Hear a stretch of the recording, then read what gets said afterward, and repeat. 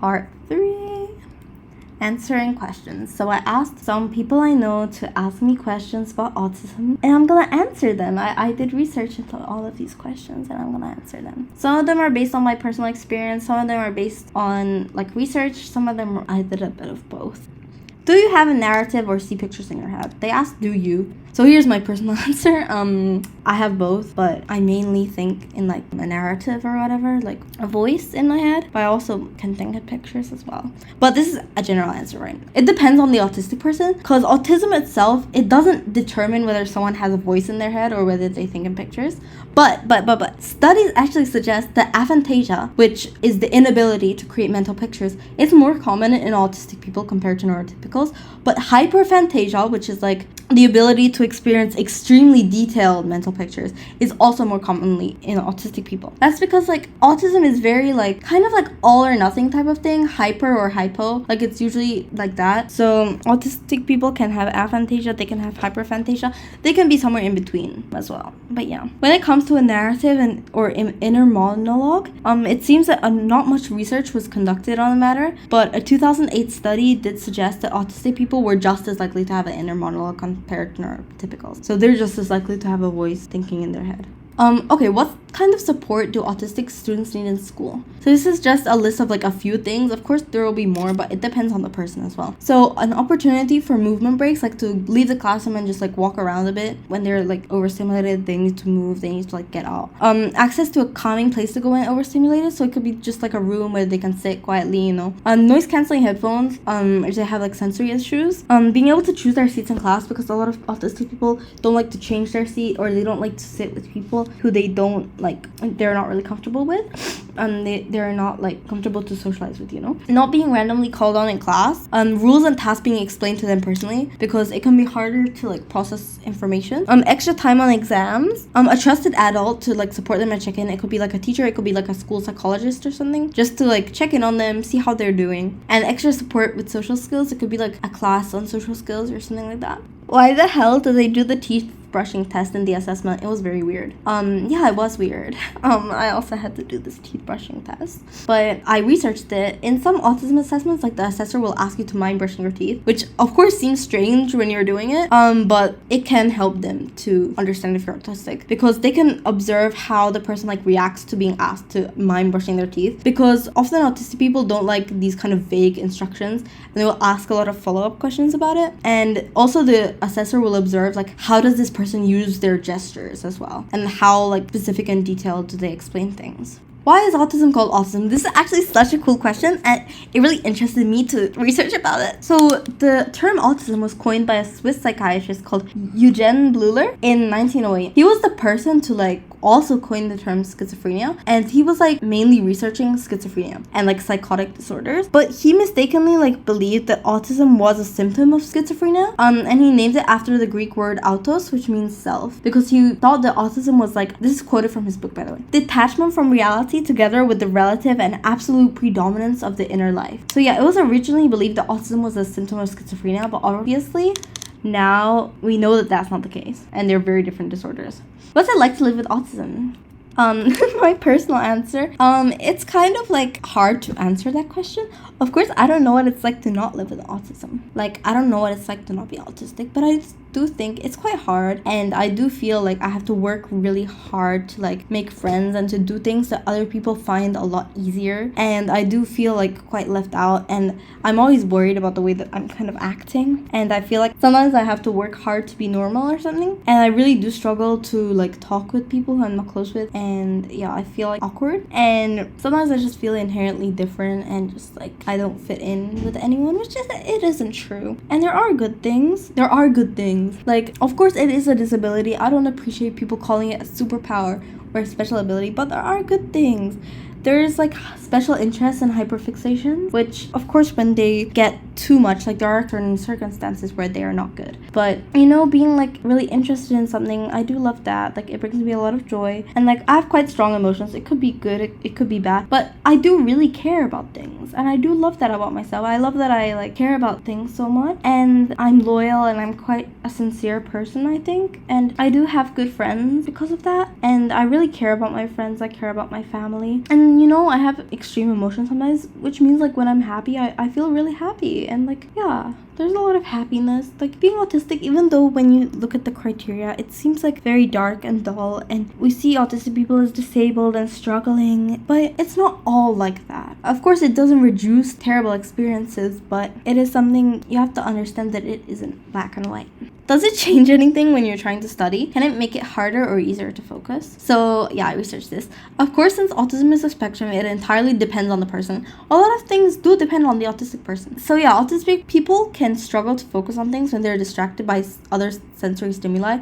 For example, if there's like bright lights where they're studying, or if there's people talking or something like that, people coughing. That might not bother neurotypicals as much, but it can really bother autistic people and have them struggle to focus. And also, autistic people can struggle to focus on a subject that's not like one of their interests, because if they're like hyperfixating on something, or if they have a special interest, they want to think about that instead. And they could be really like locked in. They could be really like focused on their interests, and they could produce amazing work regarding their interests. But when it comes to like the things that school wants them to do, it doesn't necessarily like align with, yeah. There's also a trait called PDA that's found in some autistic people. PDA, it stands for, it originally stands for pathological demand avoidance, but some people prefer to say that it stands for pervasive drive for autonomy. But essentially, it's like you'll get a lot of anxiety around doing tasks that are perceived as a demand when you don't feel like you have autonomy over the task you're doing. So like homeworks and like studying, it's like a demanding task. It's like something that you have to do that you don't really have a choice in often, which can like cause a lot of anxiety around it, which deters them from like doing the task, However, the autistic mind possesses the ability to hyperfocus and enter like a flow state, which could allow them to be fully motivated and absorbed in certain activities and neglect like the outside world. But they can't choose when the state is like activated. They can't really choose what they're going to be interested in. So if they're interested in what they're studying, they could like produce amazing work and like study very hard. But if they're not interested, it can be a lot harder to focus. How do I get autism? Autism isn't something that you can get. You're born with it. It's highly heritable. I spelled that wrong, but yeah. The heritability is like between 60 and 90% estimated. And parental age has also been shown to increase the likelihood of having an autistic child. And yeah, it is possible that there's other external factors that cause autism, but there needs to be more studies conducted. And yeah, as I said earlier, there's a popular misconception that the MMR vaccine causes autism because of the fraudulent 1998 paper by Andrew Wakefield, which observed 12 children after receiving the MMR vaccine and claimed that they began to develop autistic traits from a few hours to a few months after the vaccine. And it was retracted in 2010 because of biased and manipulated data. And a lot of more studies were conducted, but the idea of a link between vaccines and autism has been like basically debunked. So someone said, I saw something about the different levels of autism. I wanted to know more about it. So when someone is diagnosed autistic, they're typically given a level. It's not a level of how severe the autism is. It's not like high functioning or low functioning, or like more autism or less autism. Autism is not measured like that, but the level is a number between 1 and 3, which describes the level of support that the diagnostician believes that you require. So just the support that they need to live daily life, Level 1 requires support. So every autistic person does require support. And level 2 requires substantial support, and level 3 requires very substantial support. And levels are not like set in stone for your whole life. They can change as the person progresses in life. For example, like some autistic children need a lot of support, but as they get older, they can kind of like learn how to support themselves more, and they don't need as much support. Whereas there are other people who like when they were a kid, they didn't feel like they needed so much support, but as they got older, there's more demands in life, and they began to like struggle a lot more, and more support is like needed. Can you get rid of it?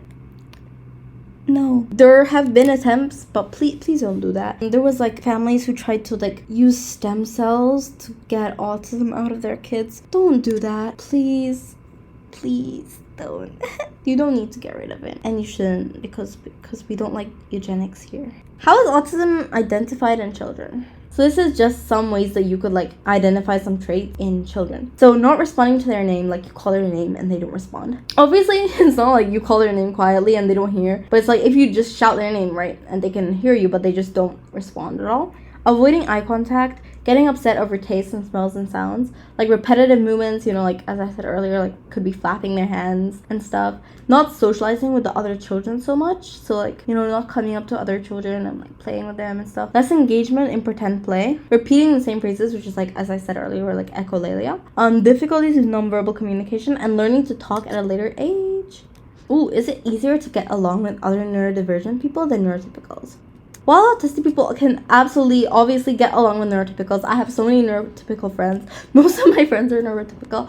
But research and common experiences do show that autistic people are often more comfortable socializing with like other autistic or neurodivergent people. So neurodivergent like ADHD, dyslexia, also autism of course, and like other things. This is because like partly due to different types of conversations that are often had by neurodivergents and neurotypicals, because autistic people can prefer like object-based conversations, like they're centered around a specific topic, a specific interest, which is kind of easier to like talk about. Whereas neurotypicals like can use social-based conversations like small talk and stuff, which is not really most autistic people's forte. Also, neurotypicals can often misunderstand neurodivergent body language and tone, and vice versa. Like neurodivergent people cannot see the innuendos or whatever that are like neurotypicals are trying to convey, which can cause miscommunications to like arise.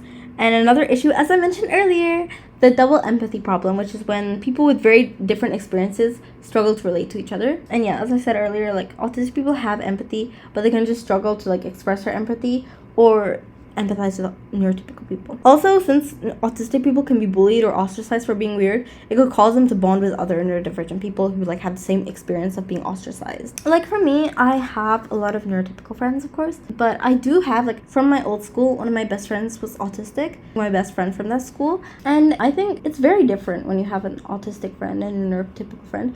I feel like I could talk to her more about like we could complain, like we would always complain about stuff like the lights are like really bright or like everyone's really loud, and this is not stuff that my neurotypical friends like ever talk about. So I do think I do feel like I can sort of talk more about like how I'm feeling with another autistic person because they get it more. Also, that autistic friend that I was talking about, when I was being diagnosed as autistic, when I was going through that process, because in the UK there is a long wait to get diagnosed. During that waiting period, it was very stressful time for me because I was like 13 at the time, and I was just reflecting back on my life and like rediscovering myself through this new lens of like autism, you know, and kind of questioning like everything I do. And it was a hard period of time, and I feel like having an autistic friend that really helped because she was also going through that process and she really understood how I felt, and I felt like I could talk to her about things that no one else would understand. And yeah, especially after we got diagnosed, both of us, like we would also talk a lot about autism with each other, and it's just stuff that like I feel like my neurotypical friends, they would care and they would try to listen and like learn from me, but they're learning rather than empathizing, if you know what I mean. They don't actually know what it feels like. There's beauty in having both types of friends, you know? How does overstimulation feel like? This is my personal answer because I don't know how to answer it for other autistic people. So it's like my head really hurts and like the sounds are like echoing kind of and like really really loud, and the lights are like painful in my eyes, and my eyes like hurt, and like it hurts to like blink, like my eyes feel like itchy, I don't know. And I have to try really hard to do like normal things, just to walk around to talk with people and to like try and look normal, like everything is like amazing. This is the last question my friend sent to me. How do I get rid of my Thomas Sanders hyperfixation? So I think this was a joke question, but I did research it. So this is some ways that you don't have to get rid of hyperfixation. Sometimes you have to manage it if it's like really taking over your life. So you could like schedule other activities, explore other interests that aren't related, like take breaks, schedule like time limits of when you're gonna interact with Thomas Sanders content, and ensure that you're eating and sleeping healthily, like that doesn't mess with your health, you know. Bye. Yeah, bye.